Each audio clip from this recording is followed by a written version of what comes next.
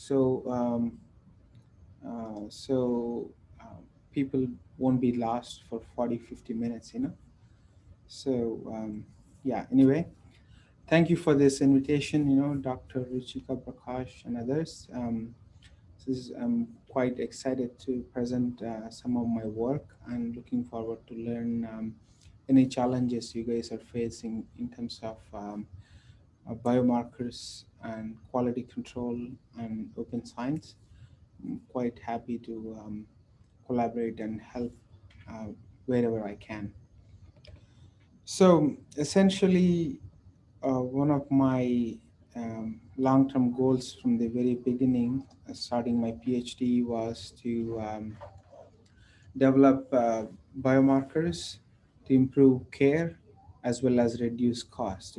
As you probably very well know at the CCBBI, the cost of care is high, and with better assistive technology, for example, decision support systems and biomarkers, we can improve care with a lower cost, right?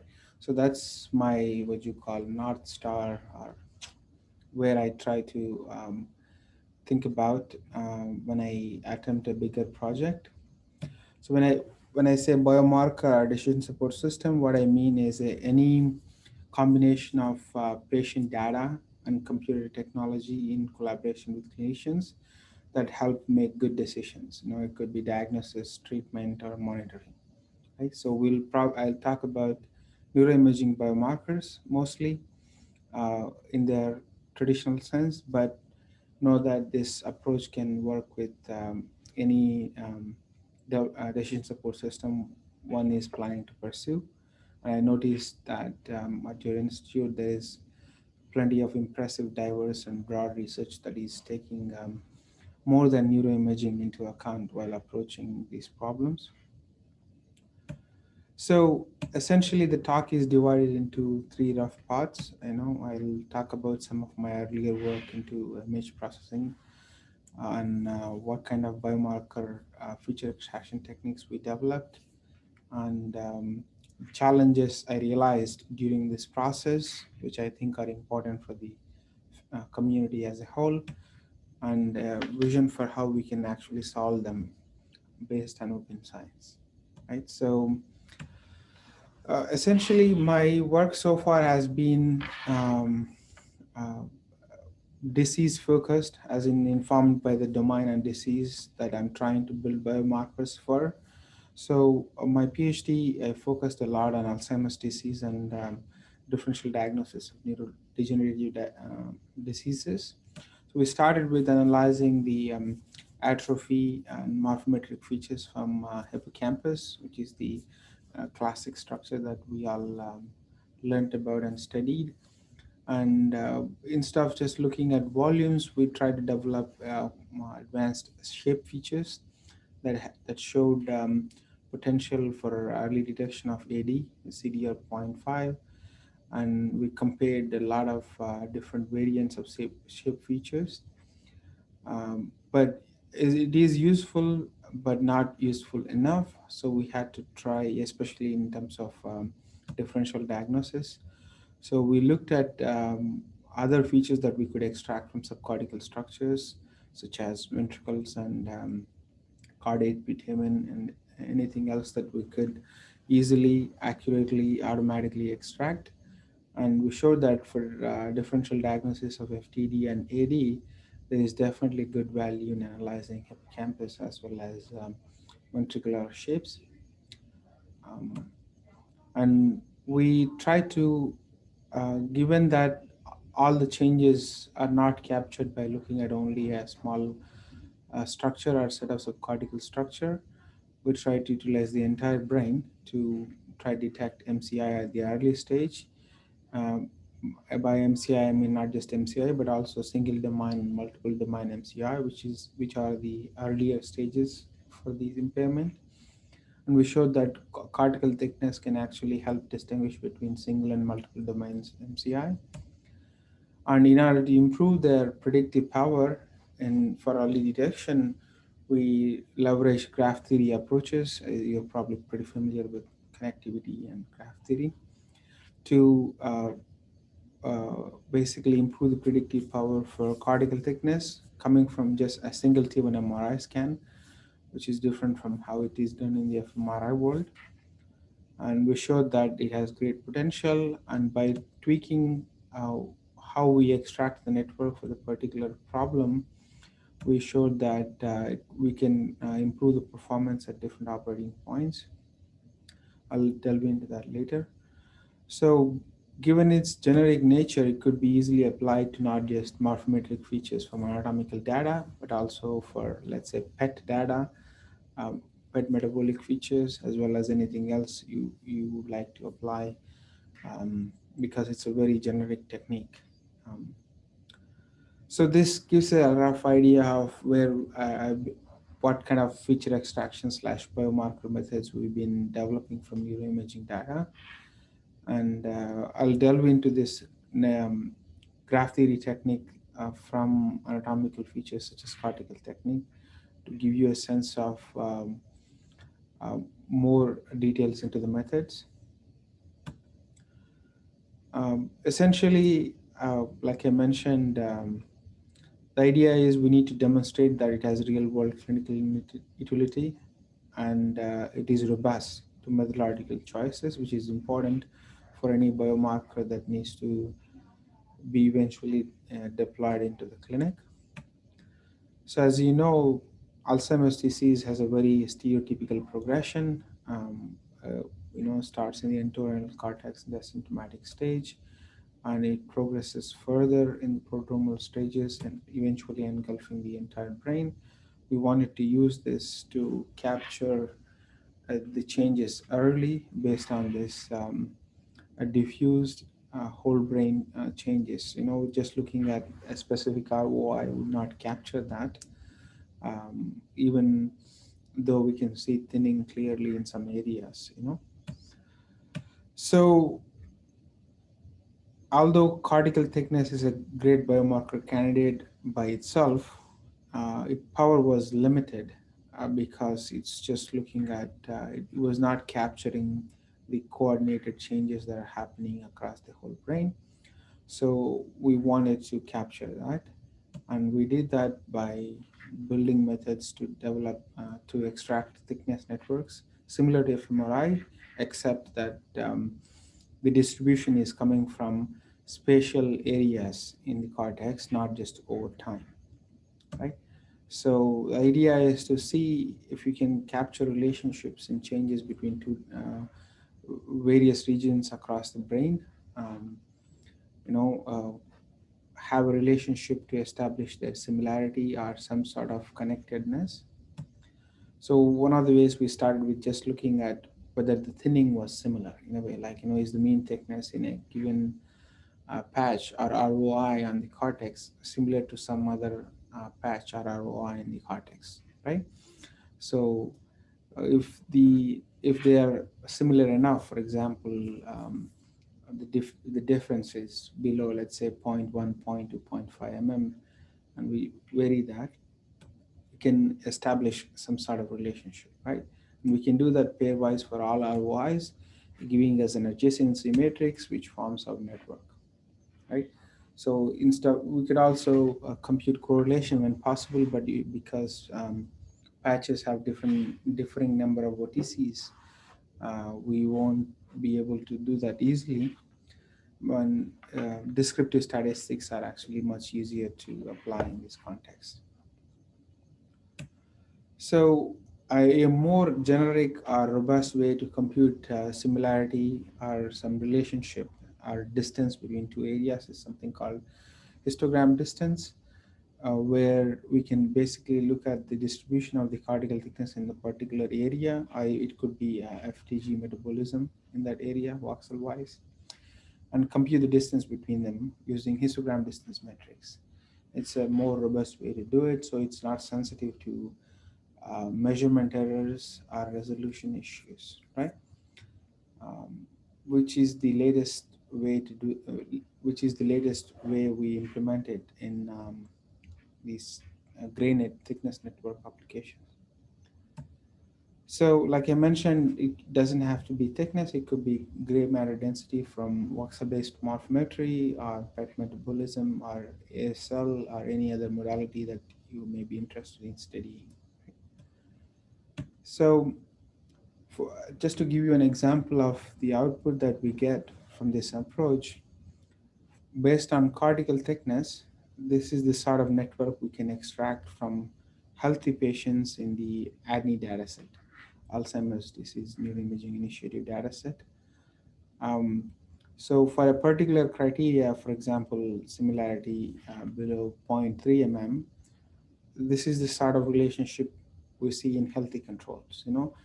Is interesting and fascinating by itself because it's coming from a single T1 MRI scan, which could easily be implemented in the clinic and analyzed without many pre-processing issues. But it is very interesting in contrast to how it differs from the Alzheimer's disease network. You can right away see visually that there is a lot of differences. For example, the AD network is sparser in general. There's a lot of connections in particular directions, for example, from medial temporal lobe to frontal and right frontal, left, right, etc. Right? So it is these differences that we are trying to capture or tune the network extraction techniques towards, right? Is there a way that we can define a relationship between two areas in the brain that helps us distinguish between healthy patients and Alzheimer's disease, right? Well, I mean, when I say Alzheimer's, I mean early form of Alzheimer's, like MCI, right? Because by the full dementia itself is pretty easy to distinguish, and we can see that in the results too. So any questions so far?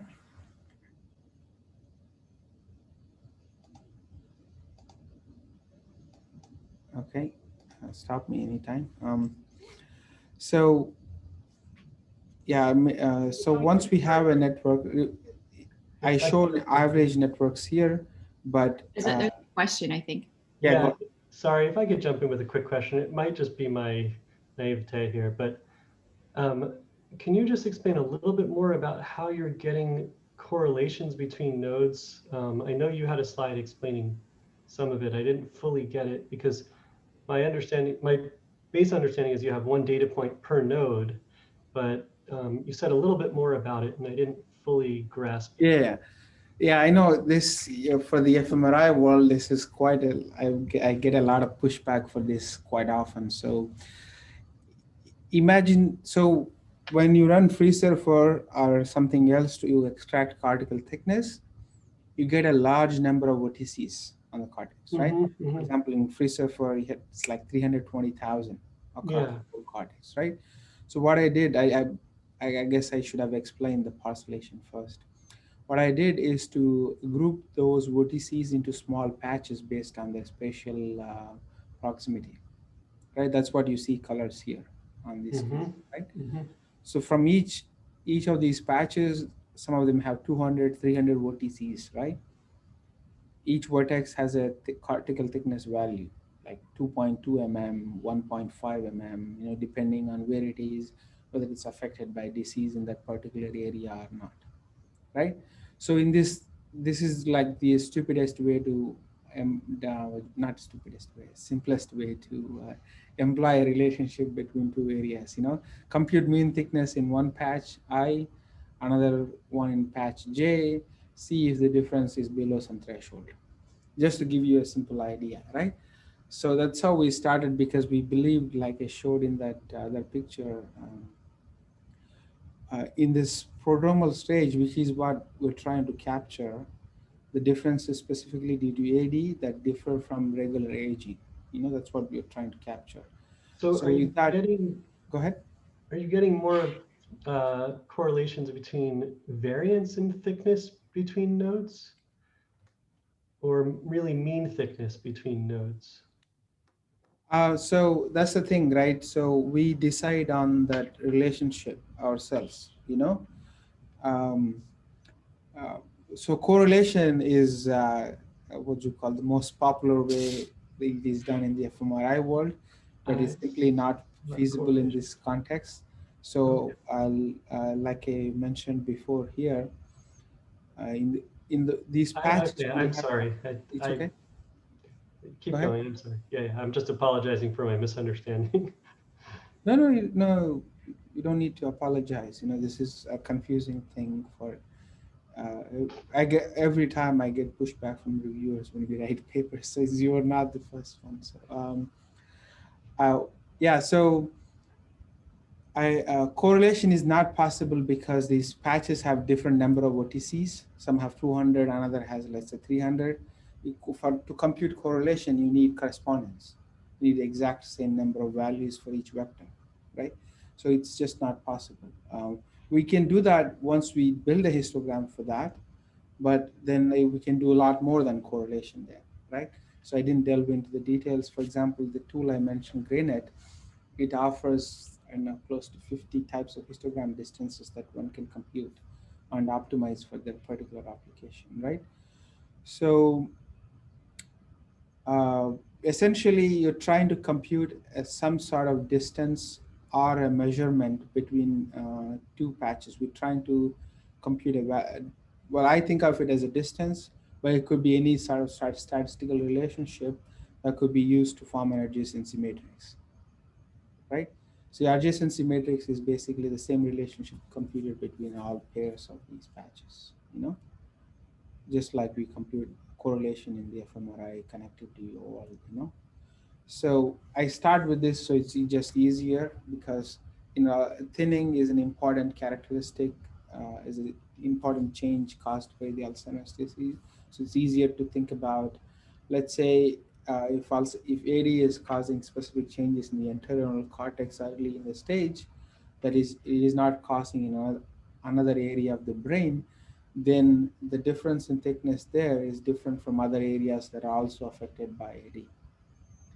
Is that differential change caused by the disease that we are trying to capture with this relationship, the interregional relationships. So could you just kind of expand on what conceptually, how you interpret what this graph means? It's an interesting metric. It's very novel, but I would love to hear what you think, how you interpret, similarities in cortical thickness as a graph. Yeah, okay. No, there's no clear physical interpretation. It's just think of it as a mathematical feature extraction technique. Okay, That's fair enough. the Yeah. simple answer. That's what I told my reviewers for some years now. Because some people get really upset. Hey, it's not tractography. It doesn't mean anything. Why are you studying it? Like, I don't care, as long as it's useful in the real world.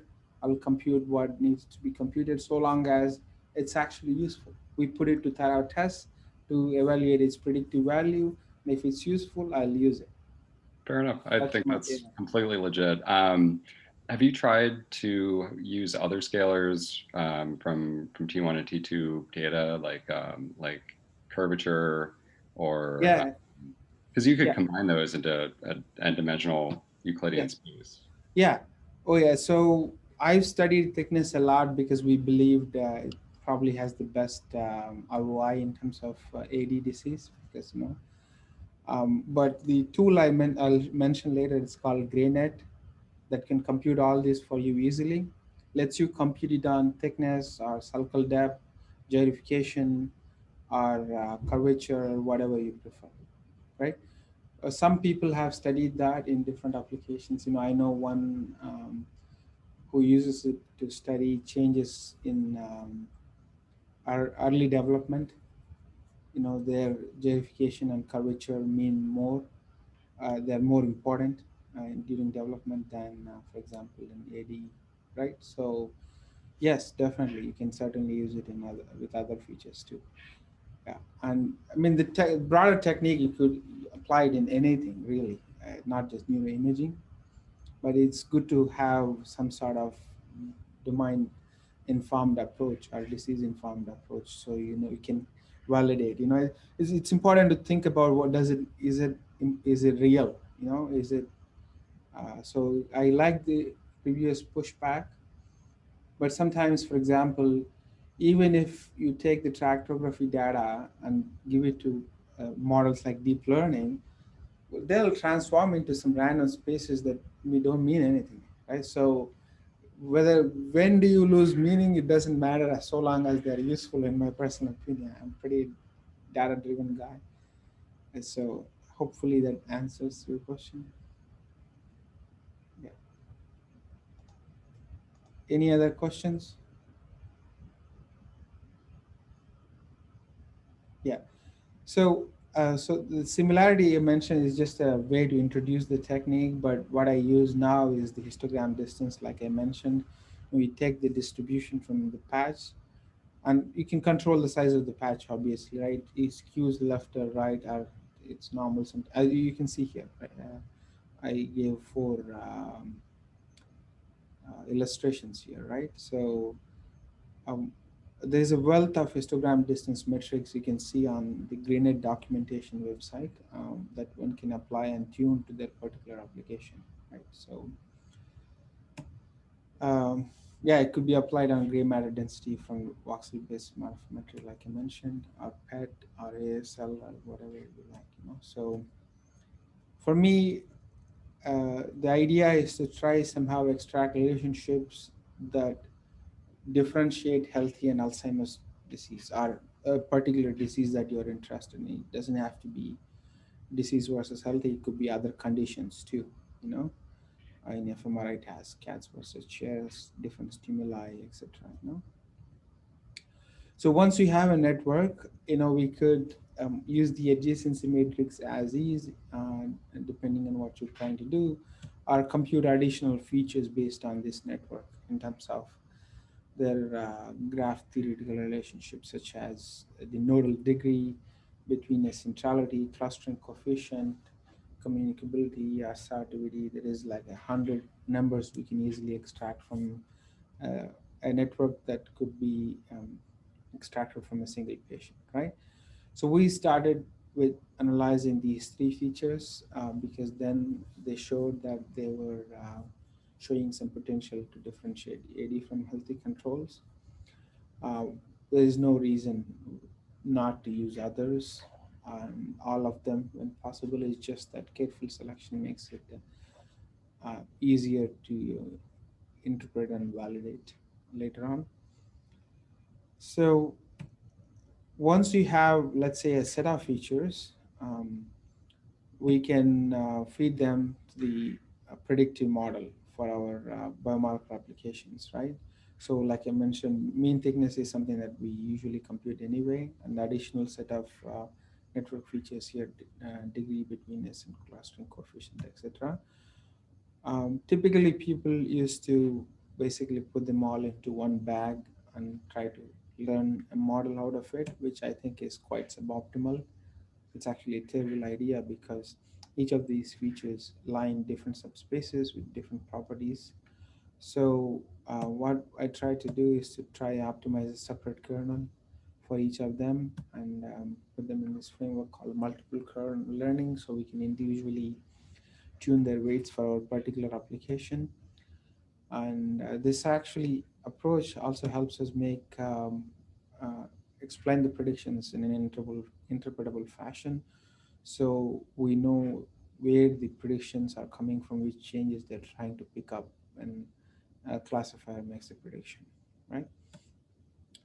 So once you have such a model, it's important to test its usefulness or generalizability, so to say.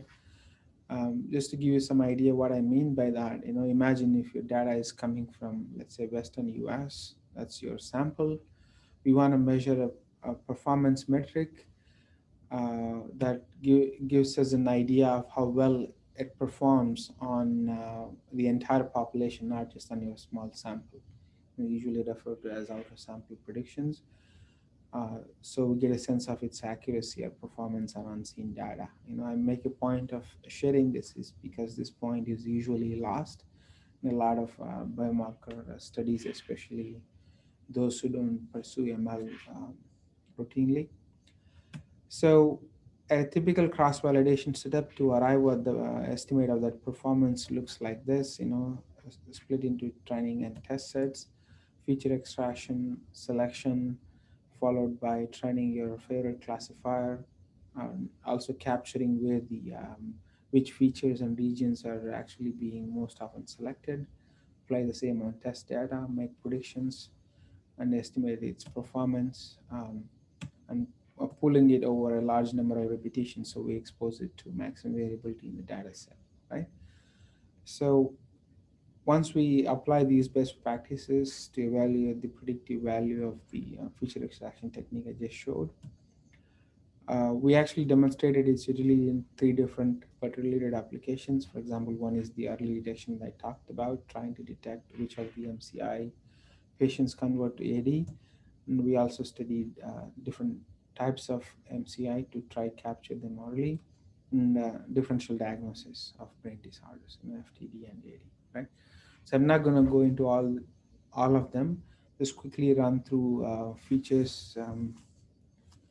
Okay, 133.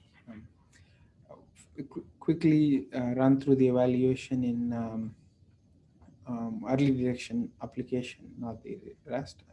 I'm happy to share the results in other applications too. We also studied it in a number of other diseases in terms of major depression, Parkinson's, CBS, etc. Happy to talk about them too if you're interested. So the evaluation of the predictive value happened at any data set, like you mentioned. These are the sample sizes. We tried to match the benchmark study back in the day, so we can compare the results to other methods published. And as you may have seen, there are 2 key parameters for this method. One is the total number of patches, or the size of the patch, so to say. And the other is your criterion to connect. In the simple case of differences, it's threshold. In histogram distances, it's a lot more complicated, but I present this to give you an idea. Essentially, for each combination of these 2 key parameters, we evaluate the performance through that cross-validation setup, implementing the best practices in machine learning. We arrive at an estimate of performance, for example, here using area under the ROC curve, which is a better metric than just using accuracy. And you can see the performance estimates are insensitive to these parameter choices, are rather robust, right? And most of them are in 0.9 and 0.91, etc., right? Because it's an easy problem, which is full dementia versus healthy controls, this does not really demonstrate whether it's useful. What really helps to see is how well it can predict which of the MCI patient will convert to AD, right? MCI converters. And you can see even in a more challenging application, we can see the performance is rather robust, which is important. We don't want it to be too sensitive. And AUC 0.3 is actually pretty good, given that it's based on a single T1 MRI scan using just thickness and network features. So we can also analyze other performance metrics, such as in addition to AUC, accuracy, sensitivity, and specificity, which is important for clinical applications. We don't want to make too many one type of errors. We don't want the technique to be either making too many false negatives or false positives, ideally. And you can see the method has balanced performance in 3 different important classification problems. Right. Another important thing to look at when you perform such a study is to look at the weights of the features that you're studying, like the graph theory metrics that I showed, in addition to the mean thickness values. Basically, the idea is to see if they're helping or not on top of just using mean cortical thickness values. And in the very easy case of controls versus AD, they are, but not really. But as the problem gets much more challenging, you can see that they're really contributing to predictions much more, and which is the desirable feature. That they're picking up something useful and real for the problem. We can also look at which of the brain regions that are contributing to the prediction for different problems. For example, to detect MCI converters, These are the most frequently selected regions based on network level relationships. And this is the fuller view, and most of these regions are actually well known to be associated with AD in the early stages, which is another way to validate the predictions made, and this is another way to interpret what the model is doing too. So yeah, I'll skip this. We can also analyze the exact ROC curve instead of just looking at the area under the arc. Yeah. Sorry to interrupt you. Can I ask a question real quick? I might have missed this. So when you're looking at the models, is it that you're looking at people at one time point? So there's scans for the people who have AD and the scans for people who have MCI? Or are you looking at scans that are predicting conversion at a later time? Yeah. So the MCI converters were 18 months into the future. So it's a baseline data set, all of them cross-sectional data set, but MCI converters are designated as converters if they go on to convert to AD in 18 months. Does that answer your question? Yes, thank you. Yeah, my bad. I should have explained that. So instead of just looking at the area under the full ROC curve, sometimes it's important to look at where it's actually outperforming the other method, which range of specificity. It's an important thing clinicians look at.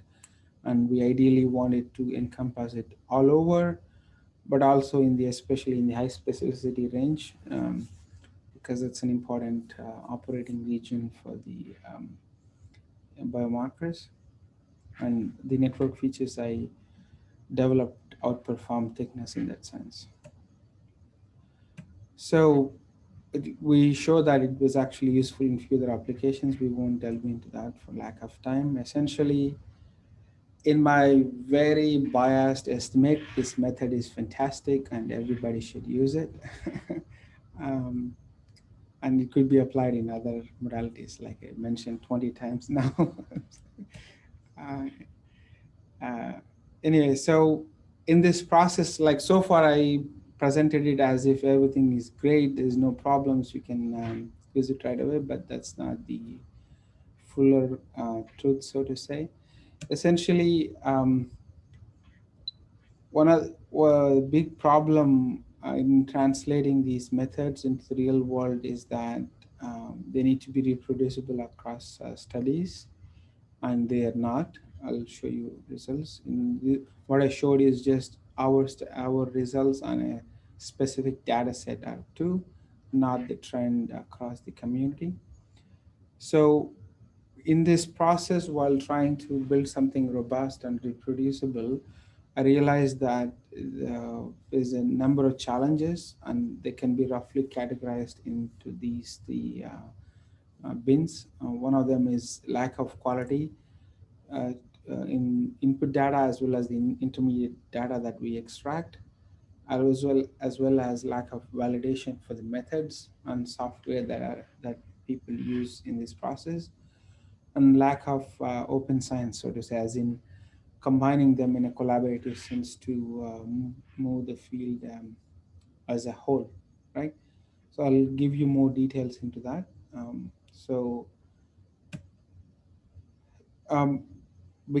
Because of my focus, I'll be coming from an imaging biomarkers perspective, but most of the challenge that I mentioned apply to other applications also. So for example, when I say raw data and features, I mean neuroimaging raw data, as well as features such as could be thickness or connectivity or other, depending on your application. And when I say performance evaluation, lack of validation into performance evaluation, I mean best practices in cross-validation when machine learning is applied, which actually goes much beyond biomarkers, but also other analyses as well. And standards across the community, which can help improve reproducibility, right? So a lack of quality, what I mean is lack of quality control when they acquire data as well as process the data. And because neuroimaging data is so complicated, as you well know, the QC is essential, right? So by that I mean, for example, when that neuroimaging data is acquired, some big artifacts are actually hard to miss. For example, the one I show here, where others are like really, really subtle, right? Unless you're looking for them and pay a lot of attention, you don't find them, right? Some may exist, but they don't really affect what we're trying to study. For example, this won't matter when I study, let's say, hippocampal volumetry or cortical thickness estimation, because it'd be outside of my ROI. But some make the data totally like unusable, right? Which is why if you don't look at it, you don't know whether your data was good enough or dependable enough for large scale analyses. So for example, the free surfer outputs, the cortical thickness output I talked about comes from free surfer, which produces a ton of things in addition to cortical thickness. And to ensuring that the results are actually good quality is actually a complex task, because you have to look at the results in a number of different dimensions as well as visualizations to ensure it's sufficiently accurate. So the traditional QC workflow is actually a big nightmare, in my personal opinion. I have, as a PhD student, I did it, going through slice by slice, making sure the PL and white surfaces are accurate, and it's a logistical nightmare in terms of if you had to go through, let's say, 400 scans or even 100 subjects, right? And moreover, even if you went through them, you can't detect some of the smaller problems because because of the way you look at the data, or because you don't actually see that particular feature in these types of traditional visualizations, right?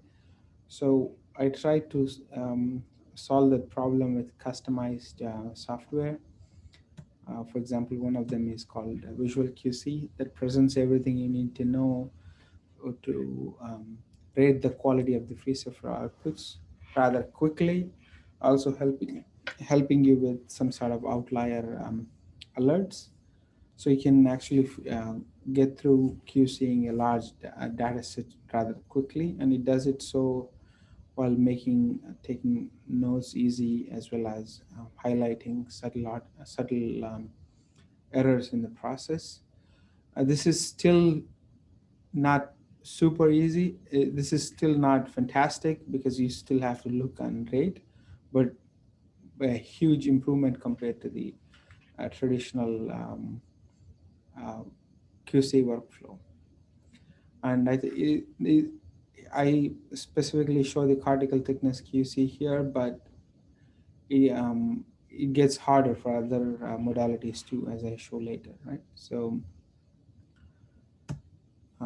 when we actually studied its inter-rater reliability and many other factors to demonstrate that this purpose-built tool outperforms basic setups compared to, let's say, Enigma QC.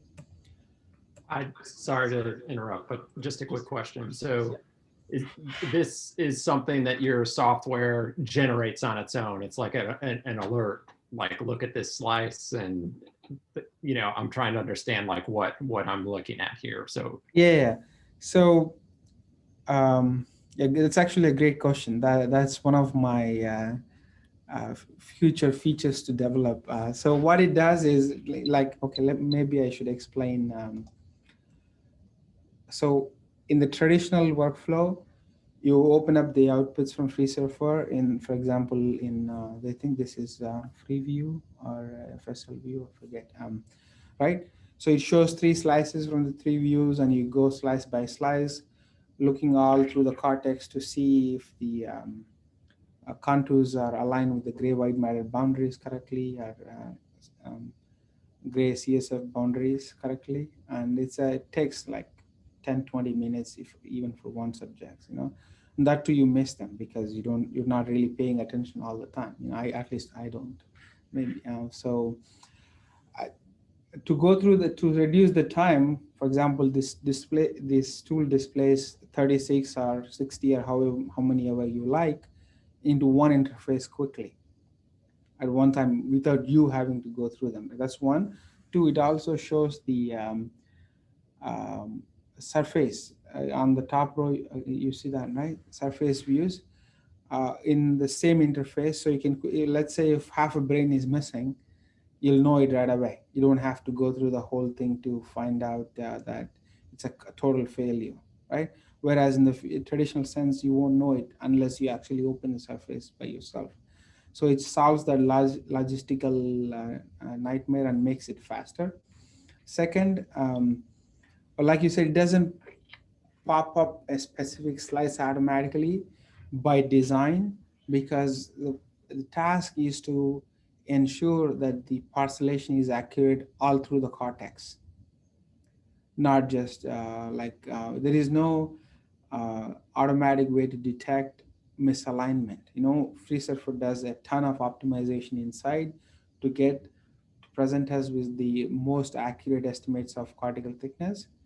But because of a number of experimental condition and real world factors involved, it's a very tough task to do it automatically, right?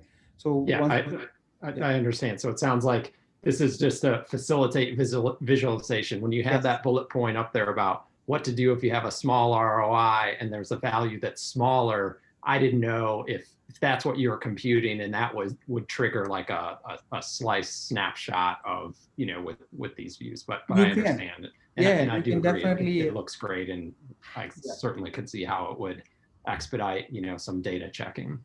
Yeah. The idea is to expedite, basically. You know, people. I mean, one thing I learned in the last few years pursuing this is people want automatic solutions. What they want is, you know, I click a pipeline and tell me what scans are bad, what scans are good. I don't want to think about it. Unfortunately, that dream won't come true in another 10 years, which is why I'm trying to pursue that to get there. Because the task is really like, it's just impossible, right? But they're trying to quality, determining what is acceptable is so subjective and based on such what you call sometimes there is not even like some objective metrics that you could compute. You know, for example, fMRI prep does and a few other things tries to do that, and there is some tool out there to try to do that for FreeSurfer too.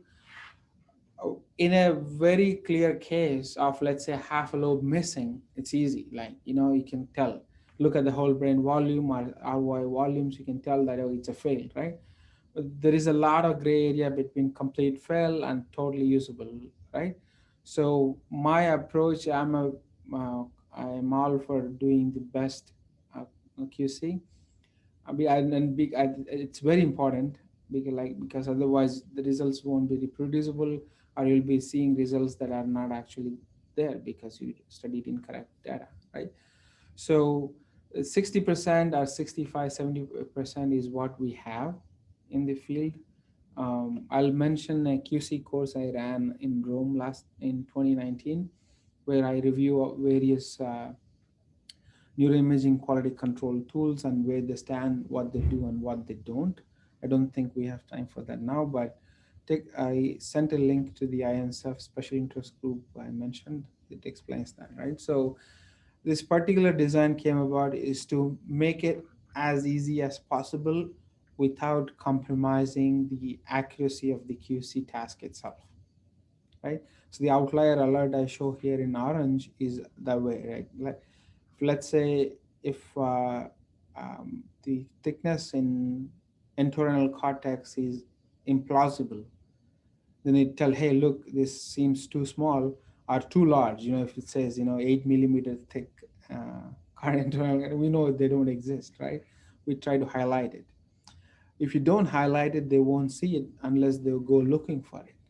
Because you have to cover so much area, we have to give this alert for the people who are QCing it, which are usually like newcomers, like undergrads or early PhD students, right? So that's the reason why we have to look at it, as well as take the help of outlier alerts to make the most accurate QC rating possible, right? And because you see a number of other type of artifacts too, we have ways to capture that either with checkboxes or free form text here, you know. we could do few more things. For example, researchers often ask me, well, if I see an error, can I correct it? Right there. They would like that too, but that is not done yet. There's a lot of enhancements that we could do, will be doing in the next few years in the current, in my lab now. So does that answer your question, Scott? Yeah. Yeah, okay, cool. Any other questions?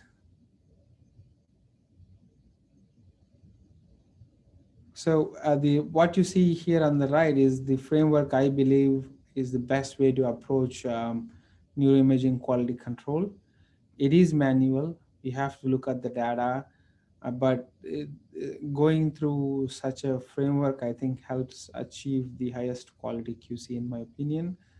There is definitely interest and work towards making it all completely automatic, but I don't think it'll come through anytime soon, except for like very specific, very easy tasks. There is definitely value for that, because with the biobank type of samples, we can't go through them all. 50,000, there is simply not enough time or resources. So there is definitely a pressing demand for automatic tools, but to get there, we need a high quality metrics to capture the issues and high quality models, which are properly validated, which require ground truth, which can only be obtained with visual QC, which is why I mentioned this to start with, right? So I'll probably go through I think I may be talking about it later on in the talk too. So stop me anytime. So yeah. So we actually compare this customized tool with what was out there, like from the Enigma consortium. They developed actually a very useful set of scripts and Excel sheets to make it easy, but it was too cumbersome and still not solving the task, which is why I took up on this task of building it to make it even easier. And we show that we detect more errors quickly and that it's highly reliable across different data with minimal training. Right? There's a preprint on bioarchive with my name if you're interested. So, so far we looked at only cortical thickness, but QC for neuroimaging gets much harder as the data gets more complex. For example, functional fMRI, right? We need to be looking at a number of other things, not just spatial accuracy. When physiological data is involved, it gets even more complicated, right? So definition of what is okay or not changes rather rapidly depending on what's being acquired and what applications that you are targeting towards, right? So there's many open questions in that space, like, what kind of pre-processing should we apply before we review it, especially for like, functional fMRI, should we detrend it or not? When we visually review the quality, should we perform slice timing correction? How much smoothing should we do? Or what level of motion is acceptable, and even if some motion is there, when does it not matter? For some applications, it may not, right? So we don't know these questions. We don't know the answers to these questions, right? What level of acceptable grades? What grades of severity do you accept or reject, and what kind of image quality metrics that we can actually extract to target these artifacts, right? So in order to try answer these questions, we formed a special interest group at the OHBM. We talked about these issues and tried to basically work together. And the goal is basically to develop protocols for a particular QC task, based on the use case and available evidence, and develop it, tune it in such a way it becomes reproducible, right? And most importantly, standardizing the reporting, the QC results from a particular data set, and making the necessary tools to make this process very easy, right? So in this process, we actually consulted the community with a survey, and we realized that the scope for neuroimaging quality control is rather broad. For example, it starts with actually facility maintenance in terms of controlling climate and hardware, which can affect the quality, followed by calibration with phantom scans and corrections, and a particular session, after daily calibration, so to say, and actual imaging data. For example, the artifacts that we discussed, ringing, motion, and anything else that you extract from the imaging data, followed by harmonization across multiple sites and multiple scanners, because the same estimates can change, right?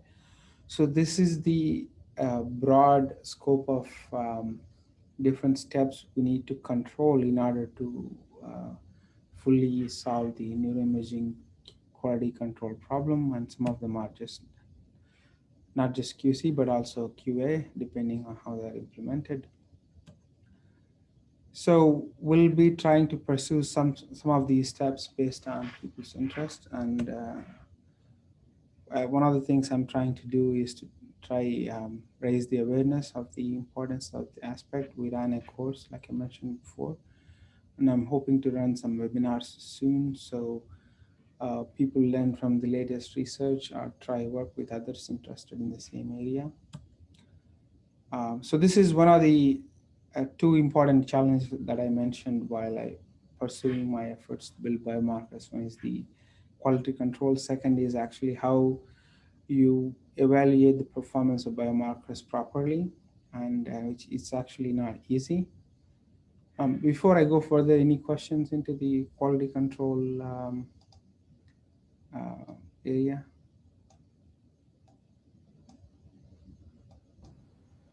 I had a question, but feel free to defer till later during the question and answer at the end. Sure. One thing that we've talked about in our lab, and I work with Dr. Prakash, is looking at motion after pre-processing of functional data versus raw data.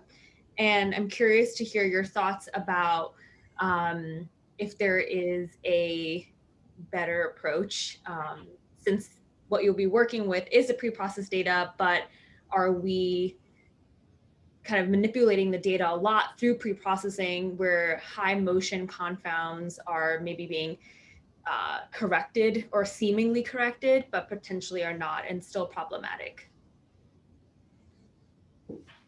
So the question is, the question is basically like, should we examine motion after doing kind of minimal pre-processing or exclude people? Oh, yeah. So it's an open question. Like I mentioned, there is no answer, and I think it's a great direction to pursue to try answer the question. One of the ways to answer it is just pursue the different combinations, have a target metric, and to say, hey, it doesn't matter when you do it, or it matters when you do it. It is not answered, and it's actually, I think, a good paper to publish. It's a great paper to publish.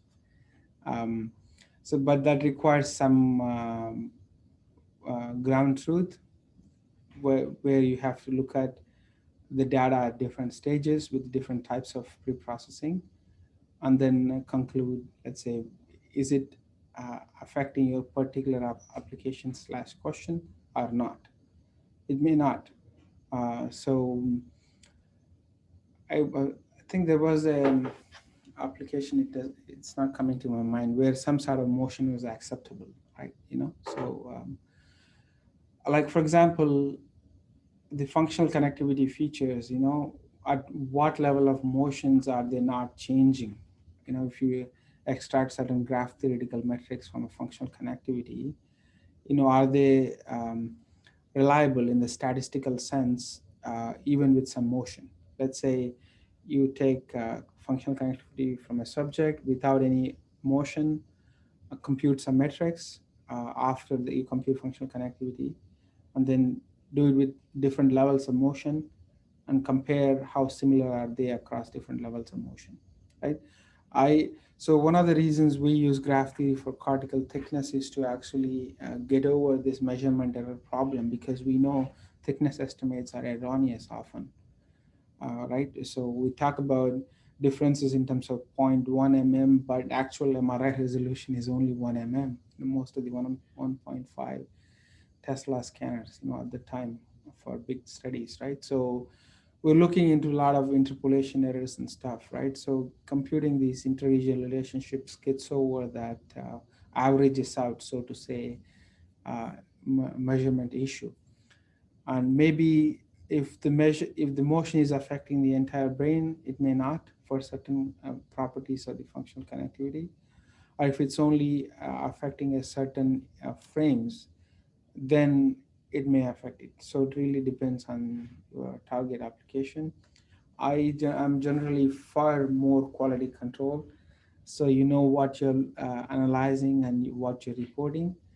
But it may not be necessary in some applications, but it needs to be proven that it's not necessary. And I'm not aware of any applications where people have actually like definitively answered this question. You know what? Don't worry about motion in this application. Because I think as far as we know, motion affects most applications. It's makes the data pretty unusable beyond a certain level, right? So it's a great paper to pursue, a fantastic master's thesis, in my opinion. Yeah. Okay, we'll get right on it, right, Ruchika? Yes, happy to work with you.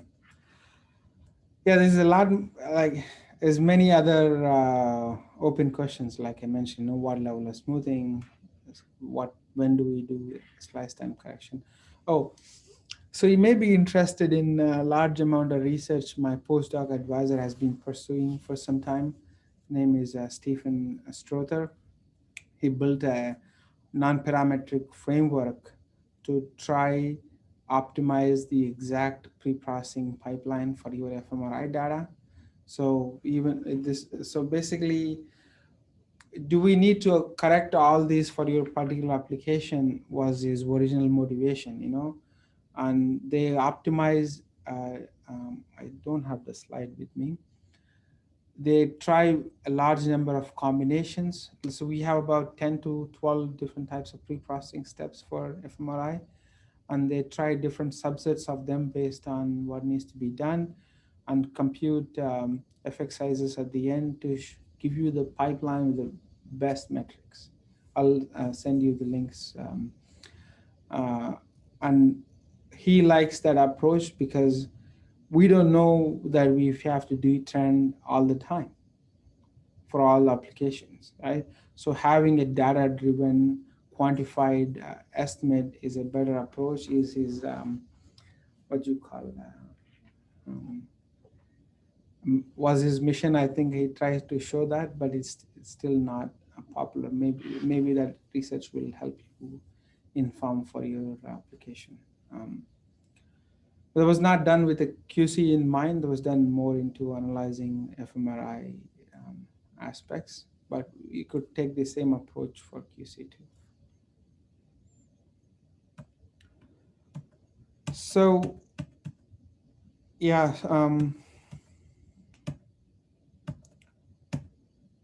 So yeah, basically for regarding QC, what I'm hoping to do is to incentivize people, make it very easy so people do it more often whenever resources permit, and develop the necessary ground truth to make it automatic so it becomes much easier. But to develop ground truth, have standards across the community, where it's a lot of research, talking years and a lot of collaboration. So we're trying to pursue that. So similar problem applies when evaluating the performance of biomarkers. Like I was mentioning, it's hard. If you remember the flow chart for cross-validation, there's a number of steps that can be tweaked, and people do tweak it because so far, only way to publish your paper is to show that the performance from your method is better than others, and that it gives them an incentive to like turn all the knobs and push all the buttons they can to get the best performance, even if even if the results are not reproducible. So there's like, that makes it a recipe for irreproducible results. So like I showed before, generalizability or predictive performance of biomarkers is often not measured correctly. And often some people try to show that if there are significant group differences, that there is a potential biomarker. Some cases, some very rare cases it is, but often it is not an indication that it has predictive utility. Significant association does not mean a particular feature has biomarker utility, right? It needs to be explicitly estimated. That's something that I'm trying to help people do. So, and you can see that these results are quite varying and not reproducible across number of diseases, not just Alzheimer's, which I studied, but also Parkinson's, depression, psychosis, etc. Right? So even with, you can see that variability even in large samples, right?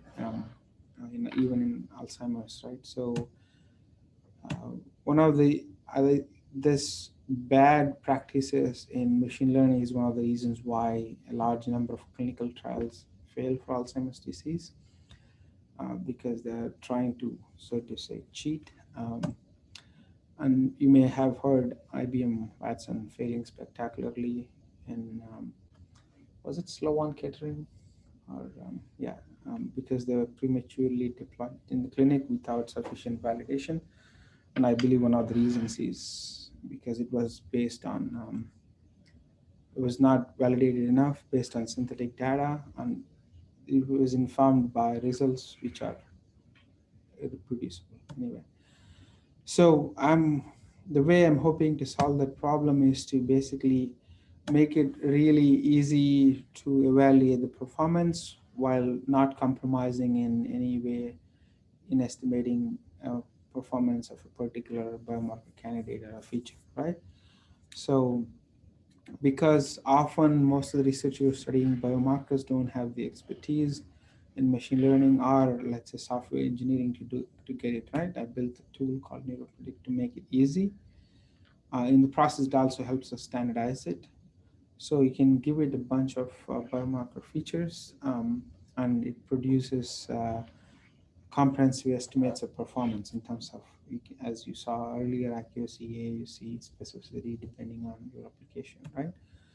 And for biomarker specific applications, it's also important to observe where they are making mistakes, not just accuracy, but also in specific axes, what's the false positive rate or false negative rate in binary classification, for example, right?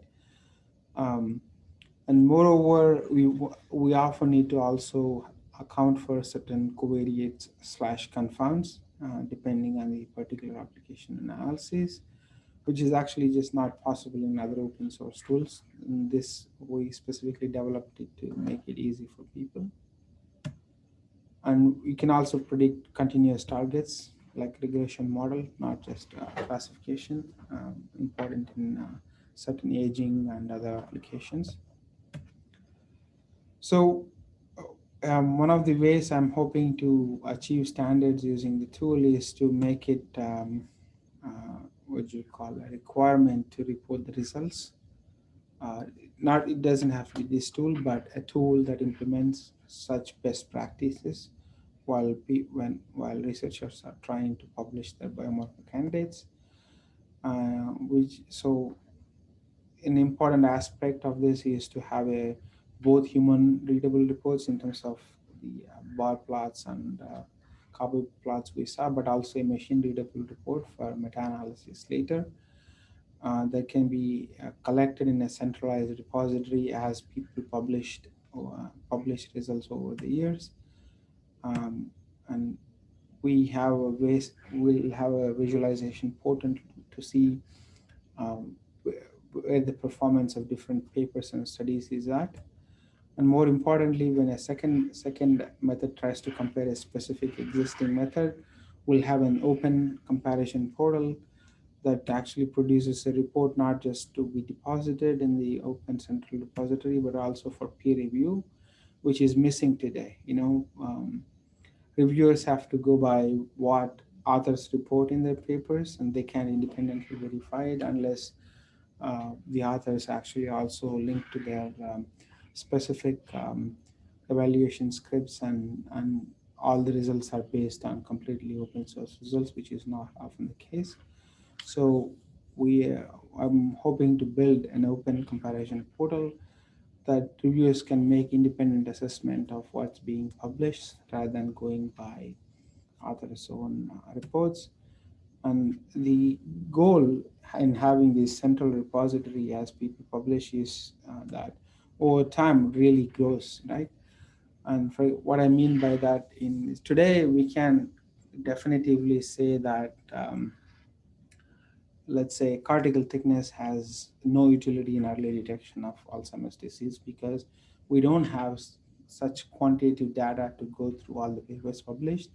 Most often they're not reported, or even if they're not reported, they're not standardized, right? So collecting in such a way helps us to achieve standards as well as answer, give definitive answers to value of biomarker candidates. So yeah, many of the tools that I mentioned so far are publicly available as in 100% open source, and you can use them anytime. And they're being used, they're received well all over the world. And before I end, I want to quickly mention that we're running a hackathon, a brain hack next week of Wednesday, Thursday, and Friday. And you should totally join us. It has a lot of useful tutorials on handling confounds, multi-site data harmonization, high performance computing, and it'll be fun. So thank you for this opportunity again, and I'm happy to, a lot of people funded my work over the years. Thank you, big thanks to them. Yeah, happy to answer any questions. Wonderful, thank you so much. It's a great talk. So I think we have time for maybe one short question, and then I'll ask the students to stay on to meet with Dr. Raamana. This question is super short, but for the lab meetings that we're having later, is this the Zoom link we're using? I'm not sure. Yes. Okay. Actually, no, I take that back. Jean sent you a link for that. Okay, all right. Yeah, the same link, same meeting. Oh, it's the same link. There you go. No questions so far? Was I so clear? I think we asked questions throughout, but I can't hear you. You're muted. oh, me? No, just me. To hear me. Oh, Yeah. so I think I was muted. Yeah, go ahead. Okay, sorry. So I'll ask a quick question. So just wondering, so the data that you presented in distinguishing between AD and MCI, it's really fascinating. I was just wondering, have you thought about, or how can these models inform us about biologically plausible mechanisms that might drive the differences in cortical thickness amongst these groups? Is that part of any of this work that you're pursuing with these models? So can you still see my screen? You can see it, right? So yeah. So the framework that I use, I'm a big proponent of interpretable machine learning, or quantitative analysis, so to say, because it's a validation step, and also because it helps understand where the differences are coming from.